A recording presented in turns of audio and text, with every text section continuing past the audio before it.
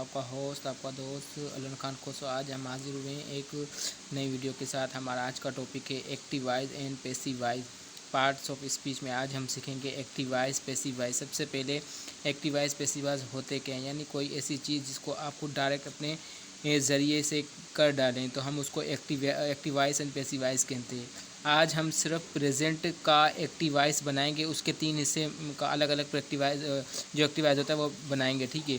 जैसे ये तो आप लोगों को पता होता है कि 3 टेंसेस होते हैं जिसके अंदर प्रेजेंट, पास्ट, फ्यूचर होता है। तो आज हम पहले सिर्फ प्रेजेंट के बारे में पढ़ेंगे। प्रेजेंट के इन 3 हिस्सों को हम एक्टिव वॉइस के अंदर इनको चेंज करेंगे, एक्टिव वॉइस पैसिव वॉइस के अंदर इनको चेंज करेंगे। तो सबसे पहले देख लेते हैं, हमें ये भी देखना लाजमी है कि प्रेजेंट ये जो एक्टिव वॉइस पैसिव वॉइस होते हैं वो किस किस के साथ होते हैं। अब ऐसे तो नहीं है कि तीनों जो टेंस है उनमें हम सबको उनके अंदर बैठा यानी उसमें उसको सॉल्व करने में बैठ जाएं, ऐसा नहीं होता।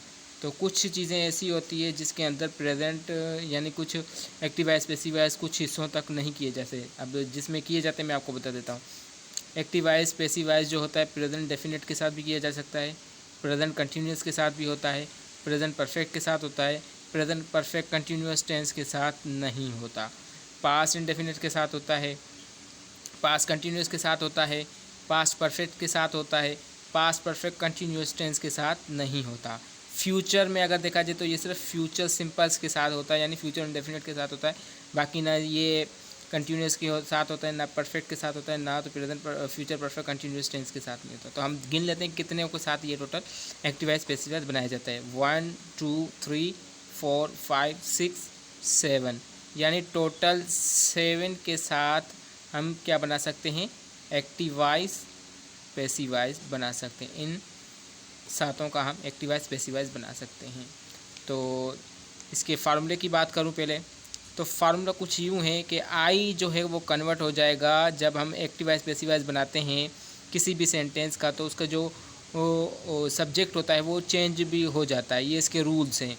तो आई जो है वो कन्वर्ट हो जाएगा मी में, वी कन्वर्ट हो जाएगा अस में, यू कन्वर्ट हो जाएगा यू में, they convert is into them, he is convert into her, she is convert into his, and it is it, यानी इट जो है इट और यू ये दोनों एक ऐसे इम्पॉसिबल इसको हम कहें ये प्रोनाउन है कि ये चेंज नहीं होते, ठीक है। तो चलिए अब हम इसको बनाते हैं। इसे स्ट्रक्चर्स की बात करूं, स्ट्रक्चर्स किस तरीके से होता है।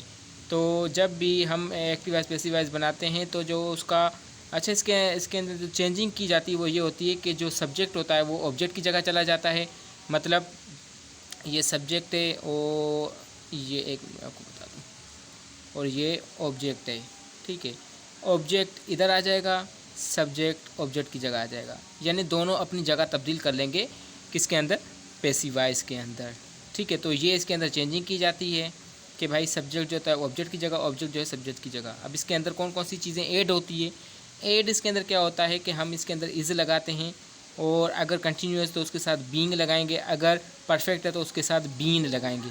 और हमेशा एक बात हमेशा याद रखिएगा कि जब भी हम एक्टिव वॉइस पैसिव वॉइस बनाएं तो पैसिव वॉइस किसी भी सेंटेंस का बनाएं तो उसके अंदर जो वर्ब इस्तेमाल होगा वो थर्ड फॉर्म होगा। चाहे फर्स्ट के अंदर किसी भी फॉर्म लगी हुई हो, लेकिन वो पैसिव वॉइस के अंदर थर्ड फॉर्म में इस्तेमाल होगा। इसकी प्रीपोजिशन इसके अंदर ऐड करेंगे, वो कौन सी होती है, बाय। तो चलिए स्ट्रक्चर की बात करते हैं। तो स्ट्रक्चर इसका कुछ यूँ है कि पहले ऑब्जेक्ट आएगा, हेल्पिंग वर्ब, फिर वर्ब की थर्ड फॉर्म। हेल्पिंग वर्ब में आप ऑब्जेक्ट कोई भी उठाओ, कोई भी हो सकता है, जैसे डॉग हो गया, चेयर हो गई, या टेबल हो गया। हेल्पिंग वर्ब में इज़ भी आ गया, अगर सिंपल है तो इज़ आएगा, अगर कंटिन्यूस है तो इज़ बीइंग आएगा, और अगर परफेक्ट है तो हैव बीन आएगा। इस तरीके से वर्ब की थर्ड फॉर्म इस्तेमाल की जाती है। और आखिर में हम प्रीपोजिशन, फिर उसके बाद सब्जेक्ट लगा देते हैं। तो चलिए हम इसके एग्जांपल देखें, एग्जांपल को समझेंगे तो मज़ीद आसानी हो जाएगी। जैसे सिंपल है, I write a letter, simple present indefinite tense है, इसका हम पैसिव वॉइस बनाया है हमने। ये एक्टिव वॉइस है, अब हम इसका पैसिव वॉइस देखें। A letter is written by me, यानी अब जो ये 2 अल्फाज जो थे लास्ट वाले, इसको मैं कहूँ कि ये सब्जेक्ट जो था मैं उसको उठा के कहाँ पे लेके आ गया, ऑब्जेक्ट की जगह के ऊपर। तो ये आ लेटर फर्स्ट आ गया, इसके साथ मैंने हेल्पिंग वर्ब जो मैंने कहा ना, देखो अगर सिंपल एंड डेफिनेट है तो हेल्पिंग वर्ब कौन सा आएगा, इज़, और वर्ब की तो वैसे भी थर्ड फॉर्म लगती है, और यहाँ पर ये प्रीपोजिशन भी आ गई और ये सब्जेक्ट यहाँ आ गया। ठीक है, इसी तरीके से कंटिन्यूअस के अंदर क्या होता है, बिल्कुल कोई इसके अंदर मुश्किल नहीं है, सिर्फ हमें इन चीज़ों का ध्यान रखना पड़ता है बस।